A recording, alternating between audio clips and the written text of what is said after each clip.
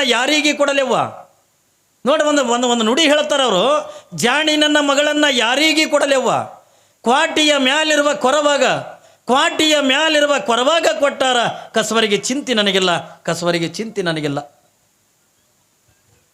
ಇದು ಒಂದು ಜಾನಪದದ ನುಡಿ. ಇದು ಅವನು ಏನು ಹೇಳ್ತಾನೆ ಕವಿ, ಜಾಣಿ ನನ್ನ ಮಗಳನ್ನು ಯಾರಿಗೆ ಕೊಡಲೆವ್ವ?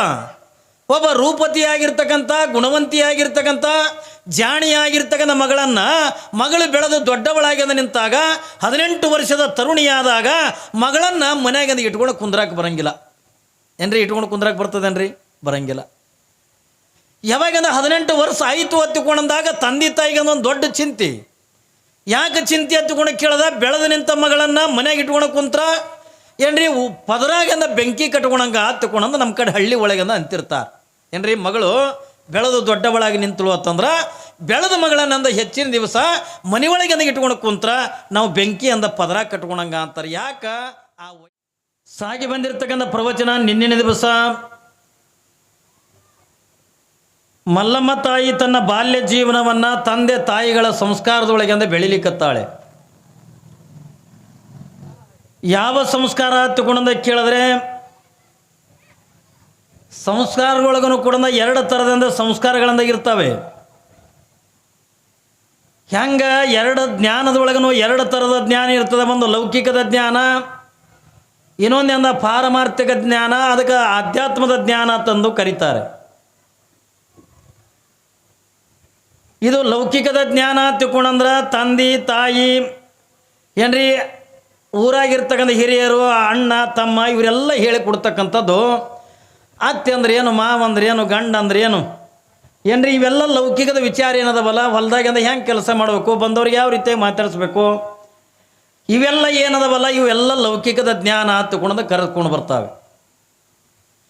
ಆದರೆ ಆಧ್ಯಾತ್ಮಿಕ ಜ್ಞಾನ, ಪಾರಮಾರ್ಥಿಕ ಜ್ಞಾನ ತಗೊಂಡು ಕೇಳಿದ್ರೆ ಇದರೊಳಗಿಂದ ಸಂಸಾರ ಅನ್ನತಕ್ಕಂಥದ್ದನ್ನು ಬರಂಗಿಲ್ಲ.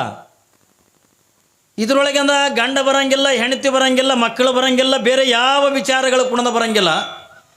ಪಾರಮಾರ್ಥಿಕ ಜ್ಞಾನ ತಗೊಂಡ್ರೆ ಪರಮಾತ್ಮನ ಬಗ್ಗೆನೇ ತಿಳ್ಕೊಳ್ಳೋ ಜ್ಞಾನಕ್ಕೆ ಪಾರಮಾರ್ಥಿಕ ಜ್ಞಾನ ತಗೊಂಡು ಕರೀತಾರೆ.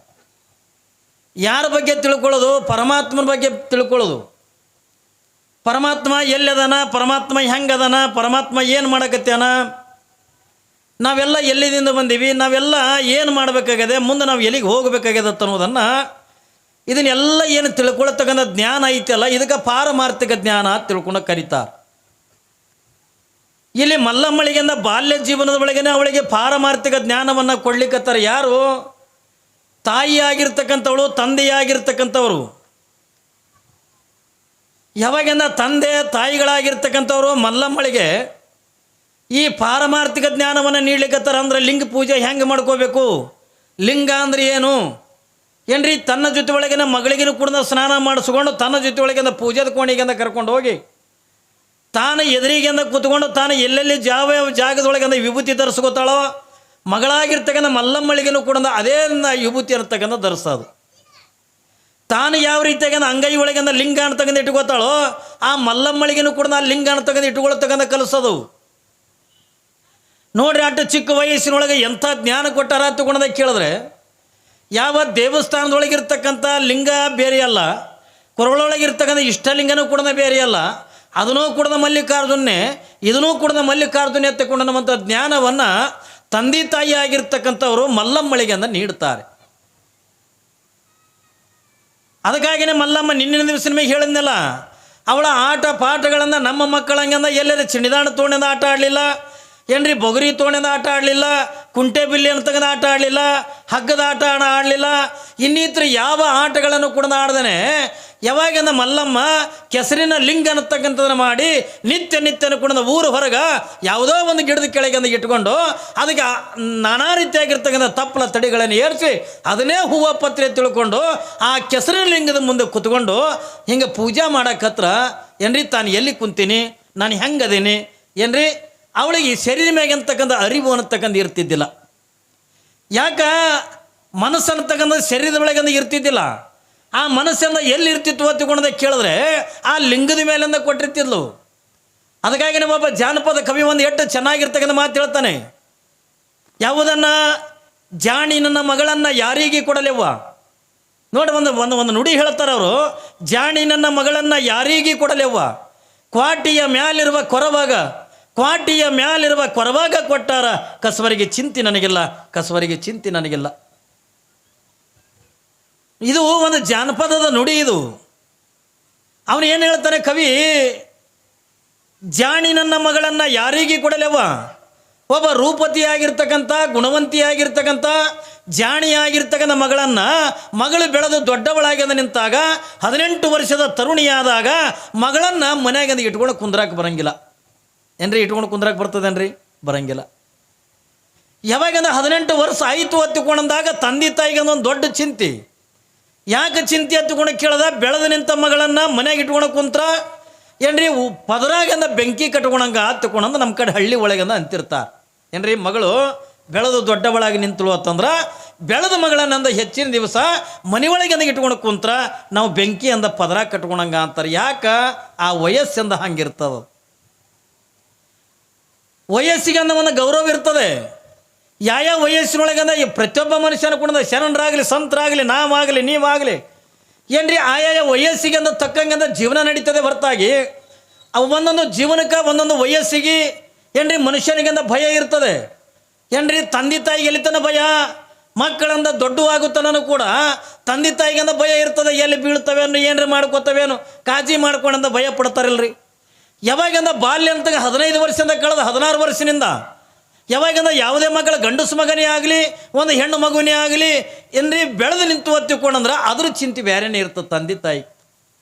ಒಟ್ಟಾರೆ ತಂದೆ ತಾಯಿಯಿಂದ ಚಿಂತೆ ಮಾಡೋದೆ. ಮಕ್ಕಳು ಬೇಡಿ ಬಗೆಸಿ ಹಿಡ್ದು ಏನ್ರಿ ಆ ದೇವರ ಈ ದೇವರ ಆ ಗುಡಿ ಈ ಗುಡಿ ಎಲ್ಲ ಕಡೆ ತಿರುಗಿ ಬೇಡಿಕೊಂಡು ಏನು ಮಕ್ಕಳನ್ನ ಹಡ್ದಿರ್ತೀರಲ್ಲ, ಹಡದ ಬಳಕೆ ಅಂದರೆ ಚಿಂತೆ ಕಟ್ಕೊಳಕ್ಕೆ ಮಕ್ಕಳನ್ನ ಹಡ್ಯೋದು. ಮಕ್ಕಳು ಬೆಳೆದು ದೊಡ್ಡವರಾಗಿ ಅಂದ್ರೆ ಒಂದು ಉದ್ಯೋಗ ಹತ್ತುತ್ತಾನ ಕೂಡ ಒಂದು ಚಿಂತೆ. ನನ್ನ ಮಗ ಅಂದ ಉದ್ಯೋಗ ಮಾಡ್ತಾನೆ ಇಲ್ಲೋ, ನನ್ನ ಮಗ ಒಳ್ಳೆಯವನಾಗ್ತಾನೆ ಇಲ್ಲೋ ಏನ್ರಿ. ವಯಸ್ಸಿಗೆ ಬಂದ ಬಳಿಕ ನನ್ನ ಮಗ ಅಂದ ಯಾವ ಮಕ್ಕಳ ಜೊತೆ ಒಳಗಿಂದ ಕೂಡಿ ನನ್ನ ಮಗ ಎಲ್ಲಿ ಕುಡಿಯೋದು ಕಲ್ತಾನೇನು, ಸೇದೋದು ಕಲ್ತಾನೇನು, ಮಗನ ಕಾಯೋದು. ಮನೆ ಒಳಗಂದ ನಾವು ಕಾಯ್ತಿರ್ತೀವಿಲ್ರಿ. ಮಕ್ಕಳಂದ ಚಲೋ ಹುಟ್ಟಿದ್ರೇ ನಿಮ್ಮ ತಂದೆ ತಾಯಿ ಪೂರ್ವ ಜನ ಪುಣ್ಯ ತೇತಿಲ್ರಿ, ಹೌದಲ್ರಿ. ಅವಾಗೆಲ್ಲ ಗಾಬರಿ ಹಾಕಿದ್ರು. ಏನತ್ತ ಇಂಥವ್ರ ಮನ್ಯಾಗ ಚಹಾ ಕುಡಿತಾರತ್ರಿ, ಗೌಡ್ರ ಮನ್ಯಾಗ ಅಬಾಬಾಬ ಅವ್ರ ಮನೆ ಚಹಾ ಕುಡಿತಾರತ್ತಂದು ಗಾಬರಿ ಹಾಕಿದ್ರು. ಮುಂದೆ ಅದು ಚಹಾ ಎಲ್ಲರ ಮನ್ಯಾಗೂ ಬತ್ತು, ಕಾಮನ್ ಆಗಿಬಿಡುತ್ತೆ. ಮುಂದೆ ಇಲ್ರಿ ಅವ್ರ ಮನೆ ಸೆರೆ ಕುಡಿತಾರತ್ರಿ ಎತ್ಕೊಂಡು ಗಾಬರಿ ಅಲ್ಲಕತ್ತು. ಅವ್ರ ಮನೆಗಿಂದ ಸೆರೆ ಕುಡಿತಾರತ್ರಿ ಎತ್ಕೊಂಡಂದು ಜನ ಗಾಬರಿ ಪಡ್ತಿತ್ತು. ಅವ ಒಬ್ಬನೇ ಇರ್ತಿದ್ದ ಊರಿಗೆ ಕುಡಿಯವ. ಈಗ ಅದು ಕಾಮನ್ ಆಗ್ಯದ. ಈಗೇನು ಗಾಬರಿ ಹಾಕಾರ ಗೊತ್ತದನು, ಅವ್ರ ಮನ್ಯಾಗ ಕುಡಿಯಲತ್ತು ಅವ ಅಂತಾರೆ. ಅವ್ರ ಮನ್ಯಾಗ ಕುಡಿಯಲತ್ತ, ಕುಡಿಯಂಗಿಲ್ಲ ಅಂದರೆ ದೊಡ್ಡ ಗಾಬರಿ ಈಗ. ಯಾಕಂದ್ರೆ ಇವತ್ತಿನ ವಾತಾವರಣ ಅಂಥದ್ದದ. ಇವತ್ತಿನ ದಿನಮಾನದೊಳಗಂದ್ರೆ ಈ ಮೊಬೈಲ ಟಿ ವಿಗಳು ಇವೆಲ್ಲ ಬಂದು ಈಗ ನೋಡಿ ನೀವು ಇಲ್ಲಿ ಚಂದ ಪ್ರವಚನ ಹೇಳ್ತಿರ್ತೀವಲ್ಲ, ಹಿಂದೆ ಕೂತ್ಕೊಂಡು ಮೊಬೈಲ್ ನೋಡ್ರಿ ನೀವು. ಮೊಬೈಲ್ ಅಂದ್ಕೊಂಡು ನೆನಪು ಬರ್ಲಾಕತ್ತದ. ಇವ್ರು ಇಟ್ಟು ಮಂದಿ ಯೂಟ್ಯೂಬರ್ಗಳು ಚಾನಲ್ಗಳು ಇಟ್ಟಾರ. ಅವು ಪಾಪ ಅವು ಹೆಣ್ಮಕ್ಳಿದ್ರೆ ಹಿಂಗೆ ಸಂಧ್ಯಾಗಿ ಹಿಂಗೆ ನೋಡ್ಲಾಕತ್ತ ಪುರಾಣ ನಾನು ಕಾಣಲಾಗಿನ್ನ ಏನ್ರಿ. ಇವತ್ತು ಪ್ರತಿಯೊಬ್ಬ ತಂದೆ ತಾಯಿಗೂ ಕೂಡ ಹುಟ್ಟಿನಿಂದ ಹಿಡ್ಕೊಂಡು ಮಕ್ಕಳು ಬೆಳೆದು ದೊಡ್ಡವರಾಗಿ ಬಂದು ಉದ್ಯೋಗಕ್ಕೆ ಹತ್ತಿ ಮದುವೆ ಮಾಡಿಕೊಂಡು ಅವರಿಗೆ ಮಕ್ಕಳಾಗುವವರೆಗೂ ಕೂಡ ತಂದೆ ತಾಯಿ ಚಿಂತನೆ ಮಾಡ್ತಾರೆ. ಅಷ್ಟೇ ಅಲ್ಲ, ಸಾಯುವರೆಗೂ ಕೂಡ ತಂದೆ ತಾಯಿಗಂದ ಚಿಂತನೆ. ಯಾವ ಮಕ್ಕಳು ಯಾರಿಗೆ ಚಂದ ನೋಡ್ಲಕತ್ತಾರೆ. ನೀವೆಲ್ಲ ಇಟ್ಟು ಕಷ್ಟಪಟ್ಟಂದ ಜನ್ಮ ಕೊಟ್ಟಿರಿ, ಉಣೋದನ್ನು ಕಲಿಸೀರಿ, ನಡೆಯೋದನ್ನು ಕಲಿಸೀರಿ ಏನ್ರಿ, ಇಷ್ಟೆಲ್ಲ ವಿದ್ಯೆ ಅನ್ನತಕ್ಕಂಥದ್ದು ಕೊಟ್ಟಿರಿ. ಇಷ್ಟೆಲ್ಲ ನೀವು ಕಷ್ಟಪಟ್ಟು ಆಶ್ಚರ್ಯ ಅನ್ನಿಸ್ತದೆ. ಇವತ್ತಿನ ದಿನಮಾನದಾಗ ಹಳ್ಳಿ ವಾತಾವರಣದೊಳಗೆ ನೋಡಿದ್ರೆ ಇಟ್ಟು ಕೆಟ್ಟ ಅನ್ನಿಸ್ತಲ್ಲ. ತಂದೆ ತಾಯಿಗಳ ಪರಿಸ್ಥಿತಿ ನೋಡಿದ್ರೆ ಭಾಳ ಕೆಟ್ಟ ಅನ್ನಿಸ್ತದೆ. ತಾನು ಹರಿದಂಗೆ ಹಾಕೊಂಡಂದ ಮಗನಿಗೆಂದ ಒಳ್ಳೆ ಬಟ್ಟೆ ಕುಡಿಸಿರ್ತಾನೆ ತಂದೆ. ತಾಯಿ ತಾನು ಹರಗ ಸೀರೆ ಅಂತಕ್ಕಂಥ ಬಿಟ್ಕೊಂಡು ಏನ್ರಿ ಮಗಳಿಗೆಂದ ಒಳ್ಳೆ ಬಟ್ಟೆಗಳನ್ನು ಕುಡಿಸಿರ್ತಾಳೆ. ತಾನು ಹರಿದ ಚಪ್ಪಲ್ ಹಾಕೊಂಡು ಮಗನಿಗೆಂದ ಕಿಮ್ಮತ್ತಿನ ಬೂಟ್ ಕುಡಿಸಿರ್ತಾನೆ. ತಾನು ಒಳ್ಳೆದನ್ನು ತಿನ್ನೋದನ್ನು ಬಿಟ್ಟು ಮಕ್ಕಳಿಗಂದ ಚೆನ್ನಾಗಿಂದ ತಿನ್ನಿಸಿರ್ತಾರೆ ತಂದೆ ತಾಯಿ. ಇಟ್ಟೆಲ್ಲ ಬೆಳೆದು ದೊಡ್ಡವರು ಆದ ನಂತರ ಯಾವಾಗಿಂದ ಮದುವೆ ಮಾಡ್ಕೊಂಡಂದ ಮದುವೆ ಆಯಿತು ಏನ್ರಿ, ಮದುವೆ ಆಯಿತು ಅಂದ್ರೆ ಮುಗೀತು ನೋಡಿ. ತಂದೆ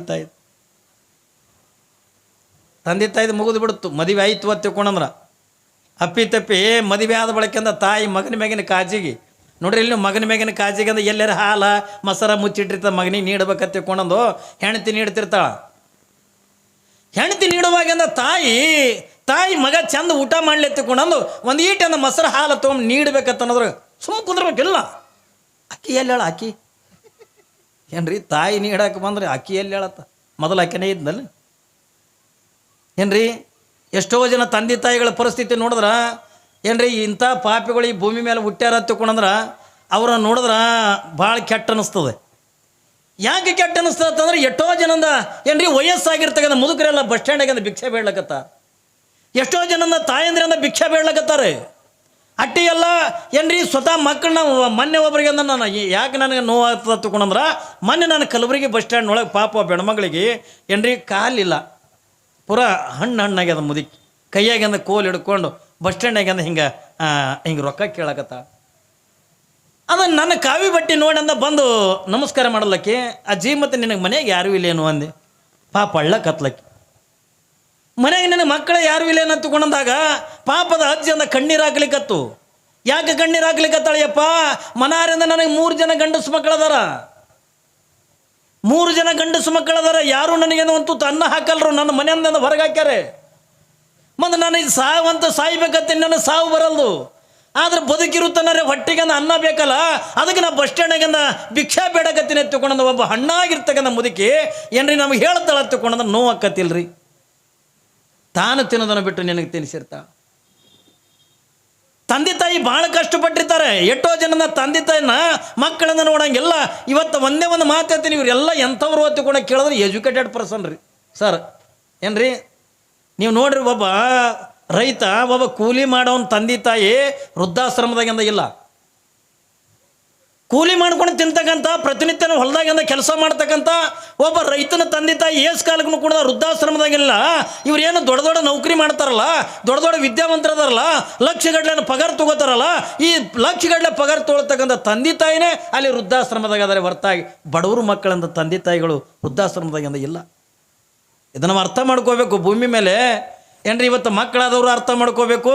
ಆ ಮನೆತನಕ್ಕೆ ನಡಿಲಿಕ್ಕೆ ಬಂದಿರ್ತಕ್ಕಂಥ ಸ್ವಸ್ಥರು ಕೂಡ ಅರ್ಥ ಮಾಡ್ಕೋಬೇಕು.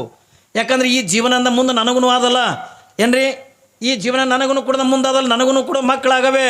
ಆ ಮಕ್ಕಳಿಂದ ನಾಳೆಗೆ ನನ್ನಿಂದ ಹೊರಗೆ ಹಾಕಿದ್ರೆ ಅವಾಗ ನಾವೆಲ್ಲಿ ಬದುಕಬೇಕು ಏನ್ರಿ, ನಾವು ಎಲ್ಲಿ ಬದುಕಬೇಕನ್ನುವಂಥದ್ದನ್ನು ಅರ್ಥ ಮಾಡ್ಕೊಂಡ ಜೀವನ ಕಳಿಬೇಕು. ಇರ್ತಕ್ಕಂಥ ತಂದೆ ತಾಯಿನಿಂದ ಚೆನ್ನಾಗಿ ಜ್ವಾಕಿ ಮಾಡಬೇಕು.